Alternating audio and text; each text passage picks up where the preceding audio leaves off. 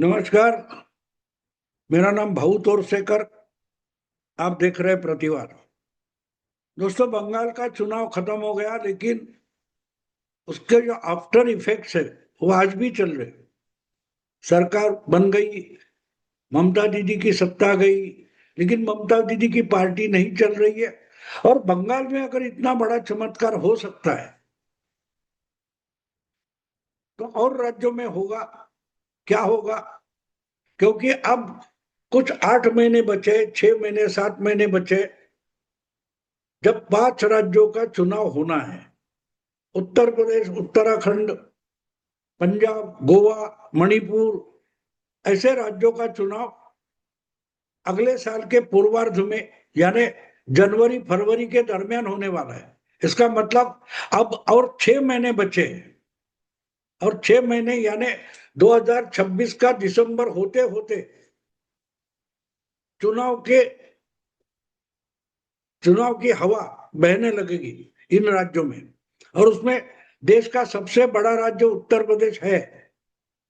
तो उत्तर प्रदेश और उत्तराखंड, गोवा, तीनों जगह बीजेपी की सरकार है। और मणिपुर में भी बीजेपी की ही सत्ता है, मित्र पक्ष वगैरह मिलकर।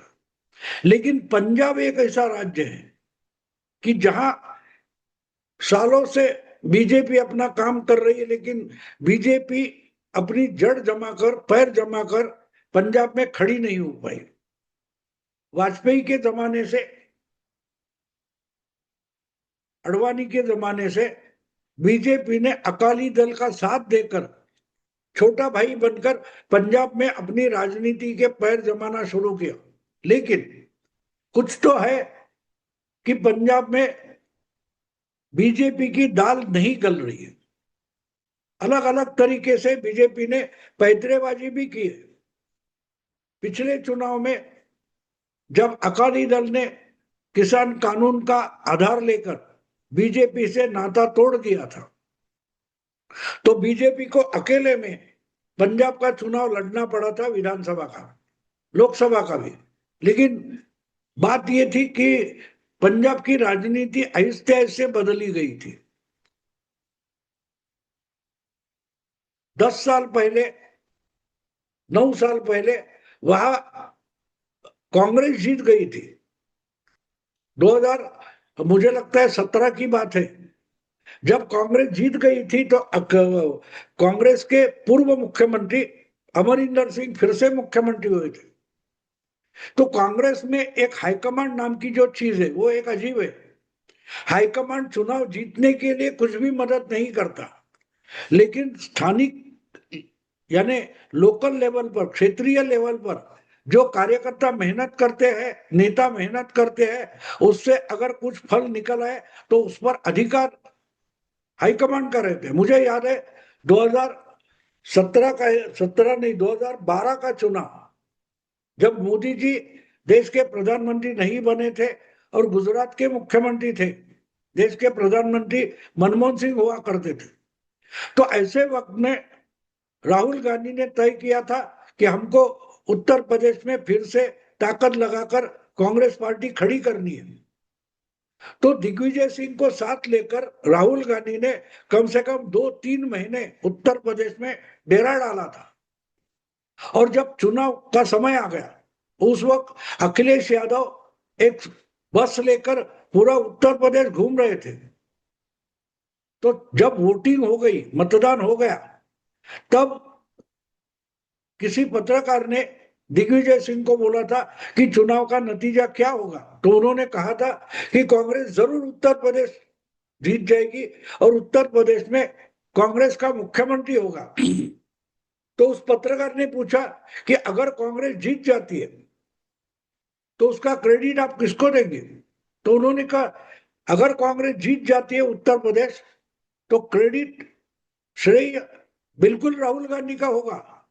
और उसके पहले 3 साल, जब 2009 का लोकसभा चुनाव हुआ था, तब उत्तर प्रदेश 4 हिस्सों में बढ़ गया था।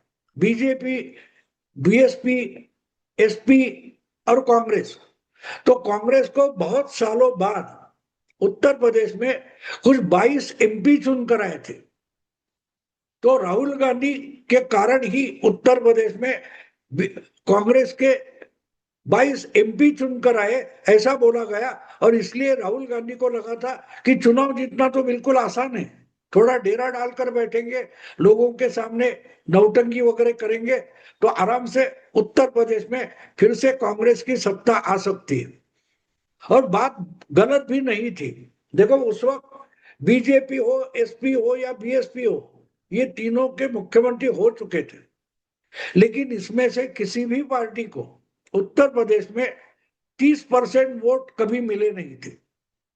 चौरंगी लड़ाई होती थी और उसमें जो 30% तक जाता था, 25% से ऊपर जाता था, वो मेजोरिटी चुनकर लाता था। बीजेपी ने लाई थी, फिर मायावती ने लाई थी।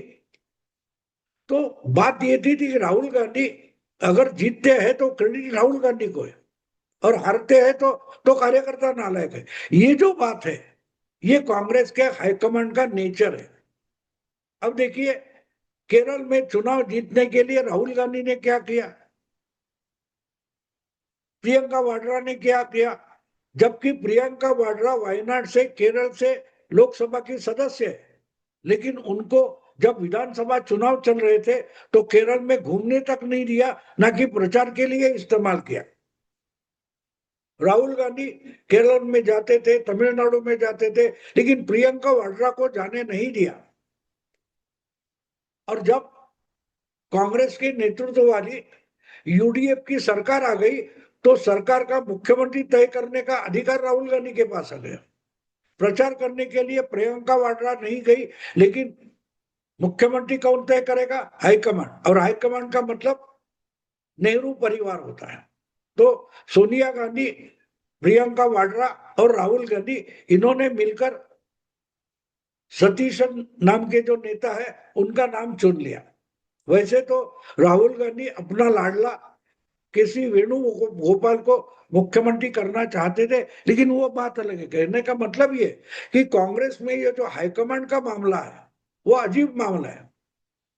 चुनाव जीतने के लिए क्षेत्रीय या दूसरे तीसरे रैंक के जो नेता कार्यकर्ता है वो मेहनत करेंगे, लेकिन चुनाव जीतने के बाद उस पर अधिकार किसका होगा? उस पर अधिकार हाईकमांड का होगा। और यही कांग्रेस में सबसे बुरी बात है। और इसी कारण से बार बार कांग्रेस हार जाती है, और इसी कारण से पंजाब कांग्रेस के हाथ से निकल गया। 2017 में अमरिंदर सिंह ने बड़ी मेहनत की थी, उसमें राहुल गांधी का कोई योगदान नहीं था। लगातार 10 साल अकाली दल की सत्ता थी, और वो सत्ता उनसे हथियाने के लिए अमरिंदर सिंह कमर कसकर खड़े हो गए थे। अपने लिए मदद मिले, ये इसलिए इन्होंने, अमरिंदर सिंह ने पहले प्रशांत किशोर को अपनी मदद के लिए बुलवाया था, और वो देखकर ही राहुल गांधी ने तय किया कि भाई उत्तर प्रदेश अगर जीतना है तो प्रशांत किशोर की मदद लेते। लेकिन प्रशांत किशोर को राहुल गांधी ने उत्तर प्रदेश में 10 साल पहले 2017 में फेल कर दिया। लेकिन उसी प्रशांत किशोर की मदद से अमरिंदर सिंह ने पंजाब में बड़ा अच्छा बहुमत लाया। उस वक्त अकाली दल अलग हुआ था, लेकिन बात यह है कि अकाली दल को एक नया चैलेंजर पंजाब में खड़ा हुआ था, और उसका नाम था केजरीवाल, आम आदमी पार्टी। 2014 में आम आदमी पार्टी में देश भर 400 सीटें लड़वाई थी, उसमें से 400 के आसपास लोगों की डिपॉजिट चली गई। सिर्फ 4 एमपी चुनकर आए, वो चारों के चारों पंजाब के थे, क्योंकि पंजाब में कांग्रेस और अकाली दोनों से जो नाराज मतदाता था, उसके लिए आम आदमी पार्टी मानो मसीहा बनकर आई थी। लेकिन केजरीवाल या उनके साथी आम आदमी पार्टी की अच्छी मशागत नहीं कर पाए, और इसमें अमरिंदर सिंह ने तरीके से चुनाव का प्रचार किया, प्रशांत किशोर की मदद की, तो अमरिंदर सिंह मुख्यमंत्री बन गए। उनको बनाना जरूरी था, क्योंकि उनको छोड़कर हाईकमांड और कुछ नहीं कर सकता था, इतना तगड़ा नेता लेकिन अमरिंदर सिंह मुख्यमंत्री बने, उसके बाद उनको सताने की कोशिश हाईकमांड ने की, और इसी के लिए बीजेपी से बाहर हुए जो नवजोत सिंह सिद्धू थे उनको कांग्रेस में लाया गया, उनको अमरिंदर सिंह के सरकार में मिनिस्टर बनाया गया, उनको पार्टी का प्रदेश अध्यक्ष तक बनाया गया। यानी हाईकमांड का टारगेट ये था कि पार्टी चले ना चले, गांधी परिवार से बड़ी ताकत किसी भी राज्य में नहीं होनी चाहिए।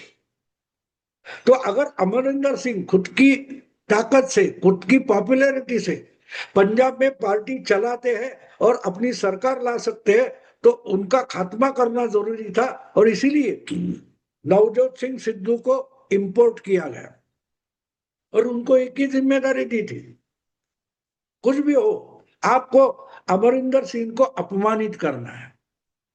और आहिस्ते आहिस्ते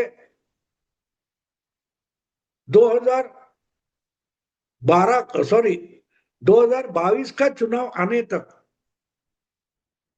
इतना परेशान किया गया अमरिंदर सिंह को राहुल गांधी और नवजोत सिंह सिद्धू से, कि एक दिन अमरिंदर सिंह ने अपने चीफ मिनिस्टरशिप से इस्तीफा दे दिया था, और ऐसे में चरणजीत चन्नी नाम का कोई मुख्यमंत्री लाया गया, लेकिन नवजोत सिंह सिद्धू को भी चीफ मिनिस्टर नहीं बनाया गया। इसका कारण ये था, ये राहुल गांधी या प्रियंका वाड्रा या गांधी फैमिली एक जानते हैं कि किसी को भी हम लाडला बना सकते हैं, लेकिन उसको स्ट्रांग लीडर नहीं बना सकते। तो चरणजीत सिंह चन्नी ये नया मुख्यमंत्री बनाया गया, और उसने पिछले लोकसभा चुनाव, विधानसभा चुनाव में कांग्रेस को बुरी तरह से हराया। दोस्तों, 117 एमएलए चुने जाते हैं पंजाब विधानसभा के लिए, उसमें से कुछ 90 से ज्यादा आम आदमी पार्टी के एमएलए चुनकर आए। कांग्रेस की और अकालियों की इतनी बुरी हालत हो गई कि कांग्रेस के कुछ 17 वगैरह एमएलए बने, और अकाली के कुछ 10 वगैरह बने, बीजेपी के कुछ 3-4 बने। ये मैं इसलिए कह रहा हूं कि उसके बाद आम आदमी पार्टी का मुख्यमंत्री बना, वो तो कॉमेडियन है, हम देख रहे हैं उसको। तो ऐसे में जो हालत पंजाब की है, पंजाब की हालत बंगाल जितनी बुरी है।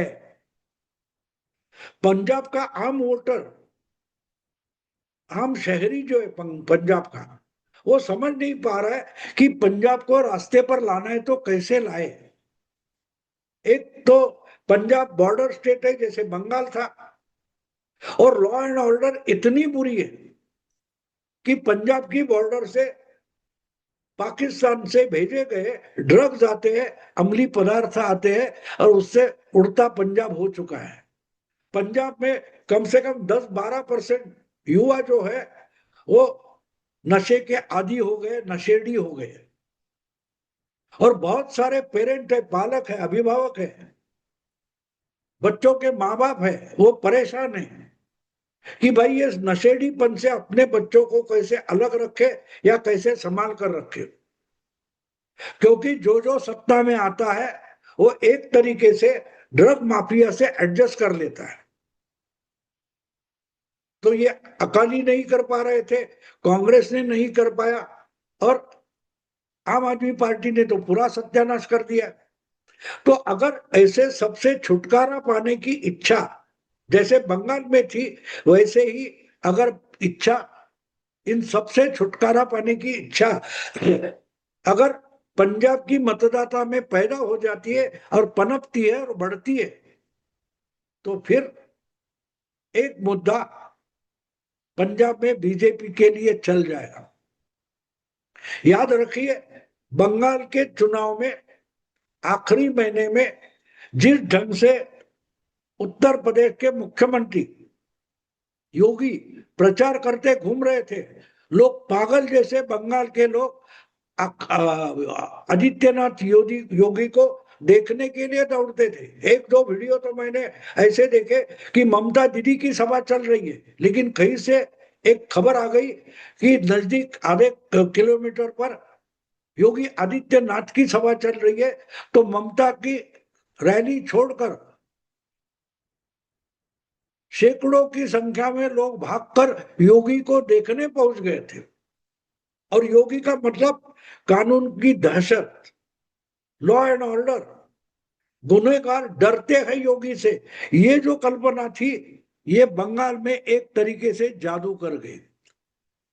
ममता की गलतियां तो बीजेपी के लिए फायदा थी, लेकिन उससे भी अगर मलम तो कोई होगा तो वो योगी का मलम था कि योगी जिस ढंग से बोलते हैं, बीजेपी आएगी तो कानून का राज होगा, और कानून का राज माने अपराधियों के मन में डर, जनता भयमुक्त और अपराधी भययुक्त।